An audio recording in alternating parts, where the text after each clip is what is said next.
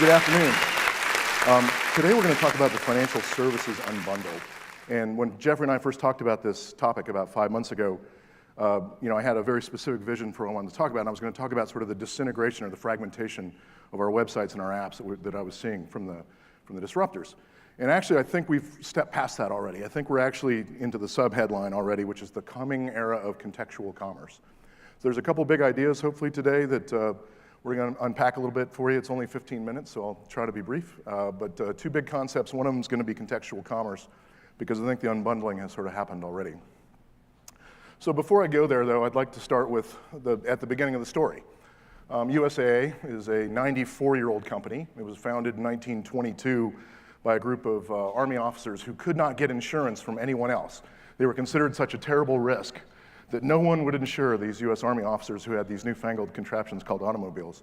And so they literally threw their money in the center of the table and insured each other.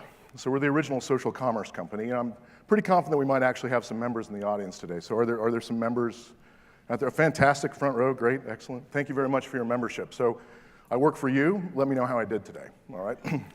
Before I go any further on that, I would also tell you that this mission to serve those who serve has never been more vital today than has ever happened in the past. I mean, it's an incredibly vital mission, and we're still at war, folks. We've got troops on the ground, Iraq, Afghanistan, Syria, places I can't talk about, places that we aren't officially on the ground. So this mission has never been more important. Military people don't make a lot of money, especially in the early parts of their careers. The base salaries for a sergeant around $26,000. Yeah, they get housing, lovely government housing, you know. Sometimes they get those MREs, those kinds of things, but it's still a very, very tough paycheck, and they're usually isolated from their families, and they're really reliant on technology to stay in touch and to manage their affairs. So it's probably no accident that we turned into one of the original direct companies, right? So we were a direct insurance model, and we used to do all of our business through the mail, and then we gravitated to .com, and then we moved to mobile after a few years, and this is sort of where we wound up. The USAA digital platform, and Jim Marous is going to love this. We get 37% of scales based on the model, right? 37% of sales based on the attribution model, right, which favors, of course, people. Most of the sales actually get completed by member service reps, these really talented people on the phone, but 100% of our sales are digitally influenced. 94% of our service transactions are done through digital, 1 billion plus contacts, and a number that all you marketers love, 7+ billion impressions just generated on property by all this traffic that we do. And so we got probably 6 million really hardcore mobile users out of a member base of 11.2 million. And we still do about 100 million phone calls. And I've been working at USA for 17 years, and I've been trying to bend that curve for 17 years. And you can't bend it. People still love to call us. So even though we're a direct bank, and even though we're a direct insurance company, I would tell you that people are an incredibly important part of what we do, because they're the ones who pick up that phone when the system has given you everything that you need but the answer that you were looking for, right? Or it's given you everything that you need except for empathy. It's given everything that you need except for that human touch. So incredibly important part, and pretty much stable. I mean, we haven't really taken too much of that labor out, even as we've added all these incredible contacts on this world-class digital platform. But a funny thing happened along the way, right? We built this website and we put all these products into it. We're an integrated financial services company, so we have about 140 products in our portfolio. Insurance, banking, investments, you name it. And there's a disruptor for every one of them. Right? Don't take my word for it. This is actually our pull-down menu online. Shows all the products that we offer. Shows you all the people that are intent on disrupting it. And let me tell you, if all you have to do is come up with a really elegant way to transfer money from one person to another, and if that's the only thing that your company does, I'll bet you that your interface is going to be simpler, easier to use, and maybe even more enjoyable than a website that does 140 products, right? So it's incredibly difficult for us to compete on simplicity when you have a complex model and you have disruptors who are focused on doing one thing. They might not make money at it, right? Very tough to make money just on a pure transfer. But they're disruptive. They set expectations in your customers' minds, our members' minds, about how easy it should be. So that's a disruption. What's our play? Well, we don't want to get disrupted. We'd really like to last another 100 years or so. We know we have to reinvent some products. But we think what we actually need to get good at is what we said that we've been doing all along. which is delivering actionable, personal financial advice, right? Actionable, personal financial advice. We've sort of been claiming for the last 30 years or so that that's what makes us different as an industry, that what we give you is this expertise into your financial situation. But I would submit that the most people that really get actionable financial advice today are wealthy, right? So if your mission is to make rich people richer through the provision of advice, okay, we've got that covered. As an industry, we've probably figured that out. But 50% of Americans would struggle to pay for a $400 unexpected expense.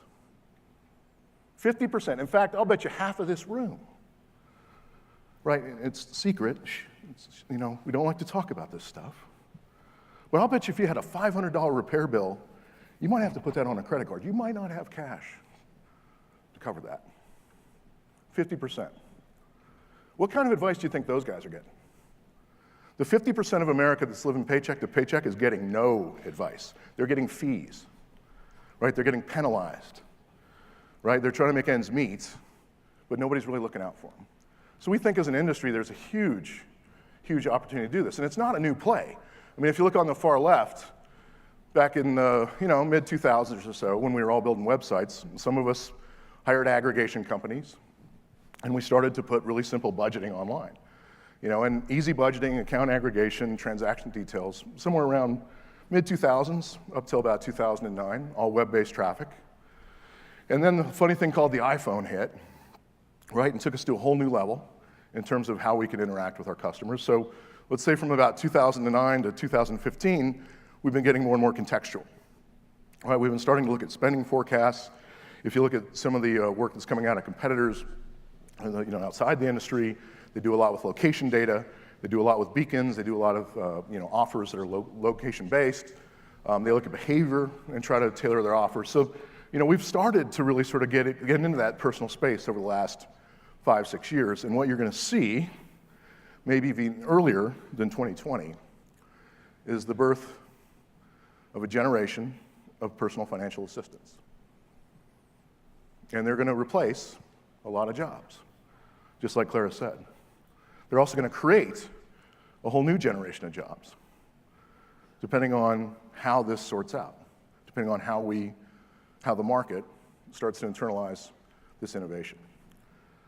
So I don't know if it's a zero-sum game or not, but I do know that the very nature of our work is fundamentally changing, and I think I can show you why.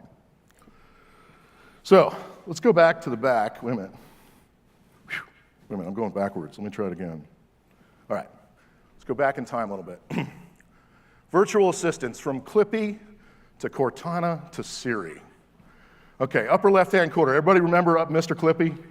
We were raised on software, right? Mr. Clippy might have been the most annoying virtual assistant ever constructed.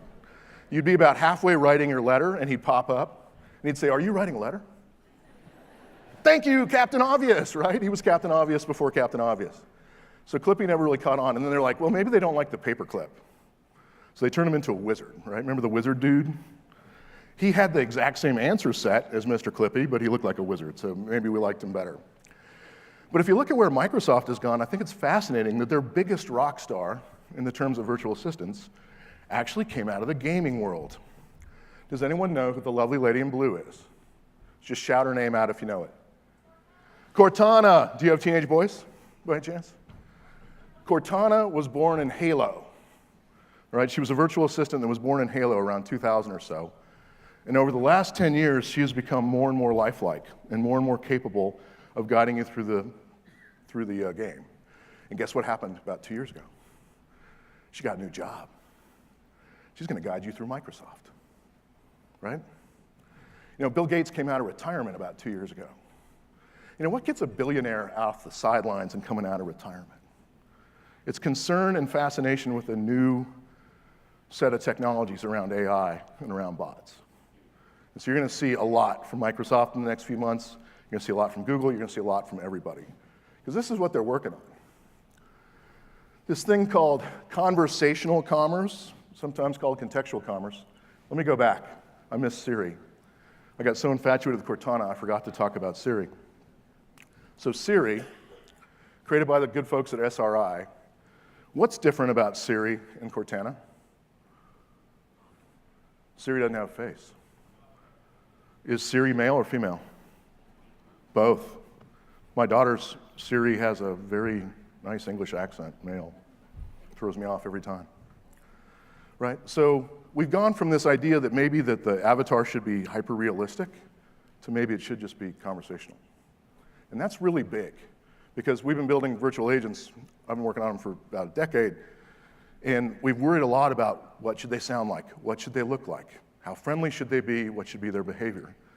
And if it's just conversational, it eliminates a lot of those human biases that we have to account for when you're designing a highly visual avatar. So this is fascinating to me.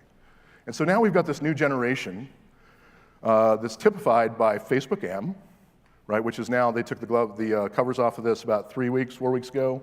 If you have not seen Mark Zuckerberg's keynote address at F8, it's a really good use of 20 minutes of your time, and it'll scare your pants off. Right? This guy is saying that he's going to reinvent commerce, and when a guy like that says he's going to reinvent commerce, I tend to pay attention. At least he'll give him the benefit of the doubt. So at Facebook F8, he announced that Messenger, which was only in pilot out in the Bay Area for the previous 18 months, was going to be going into general release. And he opened up the entire development platform, and he said, any developer in the world can use my artificial intelligence capabilities and my message bot delivery capabilities and develop on top of it. He opened up AI to the whole world, right? And he's not alone. There's a couple people out in the valley that are doing that. And then Alexa. Everyone's talking about Alexa, right? All right, Alexa is the virtual agent that runs on top of Amazon Echo. The hardware isn't all that important. Amazon's already working on smaller hardware. Has anyone seen Button, the Amazon Button? So essentially, Echo is the voice virtual assistant that's going to run across all of their hardware, right? Not just this speaker-like entity that they've done with Echo. Although the speaker itself is sort of interesting. It's like a blend up between Sonos and Siri, right? So it's sort of interesting. But the people that have Alexa, how many people have Alexa in their lives right now? It's sort of addicting, isn't it? You like to talk to her, and just really interesting answers back, and a little bit of sense of humor, and very helpful, and it's a very interesting experience. I'm beginning to like something that's obviously a machine that's trying to be very helpful in my life. But why is it contextual commerce? Well, it's conversational commerce because you're either talking to, using voice recognition technologies to get your command across. It's contextual commerce because it's picking up on all sorts of clues from within your own environment and tailoring the content to you. So it's a much more effective way of commerce. So that's one big thing to think about tonight over drinks. Contextual commerce, and what does marketing mean in that context? Right?